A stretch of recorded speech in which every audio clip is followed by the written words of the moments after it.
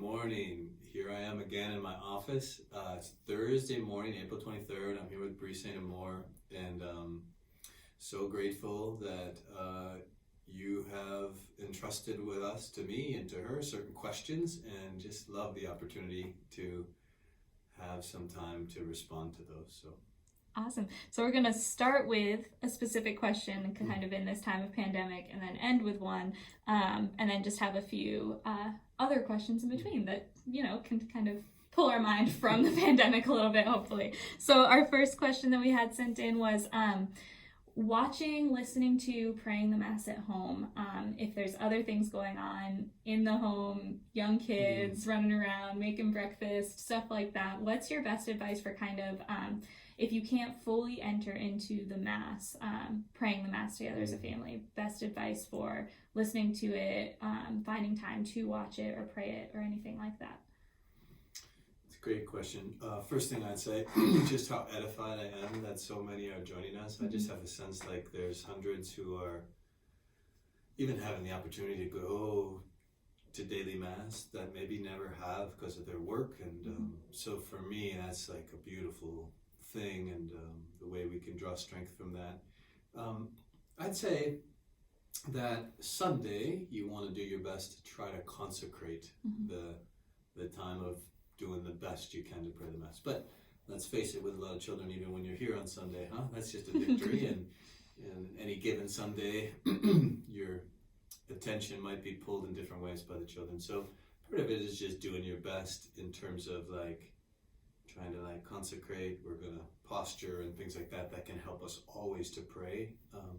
I think when it comes to daily Mass, if you're tuning into some of those, I think there's some freedom there.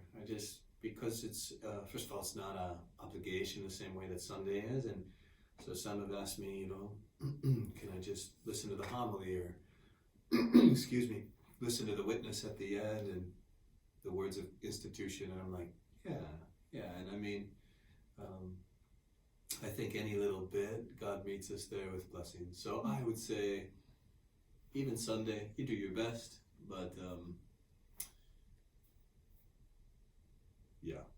be at it's peace. always grace. Be at peace. So thank you. Yes. Awesome. Love it. Okay, a couple of more technical fun questions for us. What constitutes a saint being named a doctor of the church? Yes, that's wonderful. I remember getting this one. I think, to my knowledge, there are 33 doctors of the church. Could be that Pope Francis added a 34th during his time.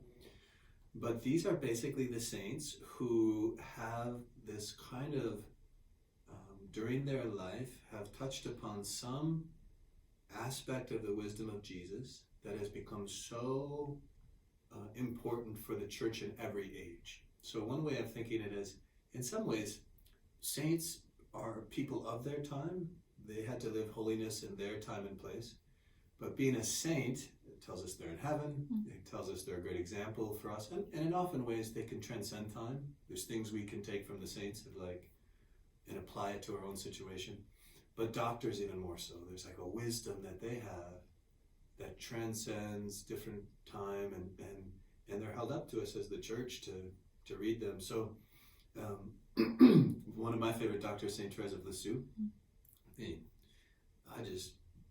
every time I read her, I get more, even though I've read it many times. And so there's almost like a font quality to what they left in their writings.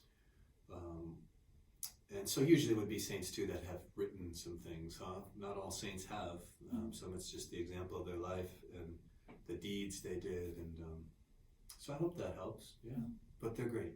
Yeah. Doctors of the Church. One book is The Fulfillment of All Desire by Ralph Martin. So and good. It is good. Yeah, you've read it. Yeah, so he's like working with 7 doctors of the church, and he's weaving in. It's so beautiful because he lets them speak, and you kind of see how they sing, It's like a beautiful hymn. So Awesome. Love that. Why are specific saints in the Roman canon? So that Eucharistic prayer one that you guys prayed a couple of times over the Triduum, I think, where that question probably came from. Why those specific saints listed during the Mass? So maybe a little context, and you probably, most of our listeners probably know this, but there are 4 main Eucharistic prayers. 1, 2, 3, and 4. Except one also has the name Roman canon. And it happens to be the longest, and it's the one we often use for feast days, Easter, Pentecost, Holy Thursday, to really give it an extra solemnity. 2 is the shortest, 3 and 4 are in between. And they're all beautiful in their own way. I really like to use all of them because it's beautiful for the people to hear. But number 1 comes from Rome in the first few centuries, and so a lot of those saints were very influential in shaping the Church of Rome. Now, why is the Church of Rome very important? Well, we're all connected, right? To the Bishop of Rome, the successor of Peter, who we call the Pope, and we are Roman Catholic. And so if you ever get a chance to make a pilgrimage to Rome, you'll be able to go to basically all the places where those saints are named in Rome, in churches that are still there, and pray through their intercession before their relics. And so, but yeah, it strikes the ear a little bit because not all those saints are known to us. So when we think of Cletus and Clement and, Linus, it's sort of like, hope that helps. Absolutely. I think it's beautiful every time we read that list. I think it's really cool. What is the significance in the account of the resurrection in the Gospels of the head coverings being folded separately from the rest of Jesus' burial cloths? When the apostles entered and the angels were there, it was kind of separated. What's the significance there? First of all, this question feels like from a biblical scholar. That's very impressive, very impressive. No, I mean, I'm sort of joking, but it's true. All the evangelists, Matthew, Mark, Luke, and John, but especially John, there's no sort of just insignificant details, right? He says at the end of his gospel, all that has been written is written so that you may believe. And he said if we wrote everything, we wouldn't have enough. So everything's significant. And in fact, it's mentioned twice on Easter Sunday morning, right? They notice it twice. And the second time after noticing it, it says John believed. So part of the thing is it's, I think, trying to make the point of Jesus was raised from the dead, like his body wasn't taken, right? And it wasn't like a scene of pillage or something where things would have been, it's like, I guess if your house was robbed, right? They wouldn't have folded your clothes for you. And so when it's folded, it's sort of communicating this idea of like, wow, he's risen, he was not taken.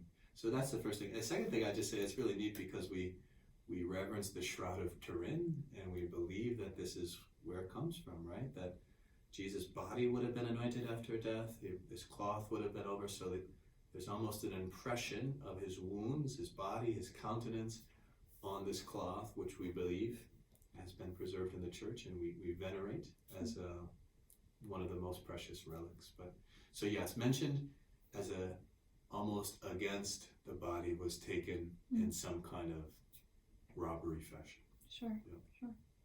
Awesome. And last question, kind of going back to our current state in time, what is maybe one or two things that you've seen have been virtues of this time of isolation, good things that have come out of it, gifts that you've seen, that you've noticed in talking to parishioners or even for yourself? Well, it's been really beautiful. Bree was able to be at morning mass with us today, and the Geist family was there, and just had this inspiration to make sure that we just give a little time to parishioners, letting each other hear from them of how they're experiencing it. And I just hear such beautiful things, and just the joy even in some of this, the simplicity, the focus on the things that matter the most. For me, I as a pastor, I think it's just clarifying what's important and what we can let go. And I think so.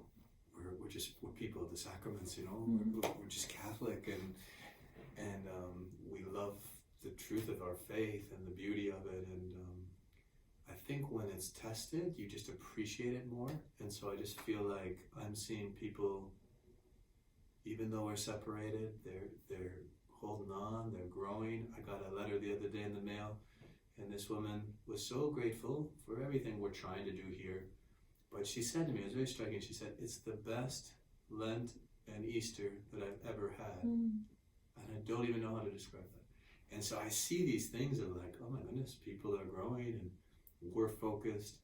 I see the beautiful charity of people in this time of reaching out. And so there's so many. Every day I just try to like take stock of the gratitude in my heart for what I'm seeing. Yeah. What are you seeing, Bree? Oh gosh. Sit. Just so they see behind the scenes. Great. Hi everyone. We're gonna let Bree finish us off with what she sees. I have seen just a greater presence in every family, particularly with the teens that I'm interacting with. Just the way that they have expressed the time that they're spending with their family and how much they love it and how much they didn't know they were missing that in their family. And so that's been a huge blessing that I've seen. And then just for myself, just slowing down, having more consistency in prayer, more intentionality in prayer, and just having to be creative and having to trust. I think you said this morning, Father Peter, having to trust in the creativity of the Spirit and just trusting that the Lord is going to do what the Lord wants to do. Kind of with or without me, and I'm just kind of along for the ride. So that's been a huge point of growth for me in this time too. So yeah, Amen. absolutely. Amen. We'll close it up together. Yeah. We're so grateful. Blessings. Thanks for listening, and we love any more questions you have. Yes, please. It's such a joy to get your questions, so send them in.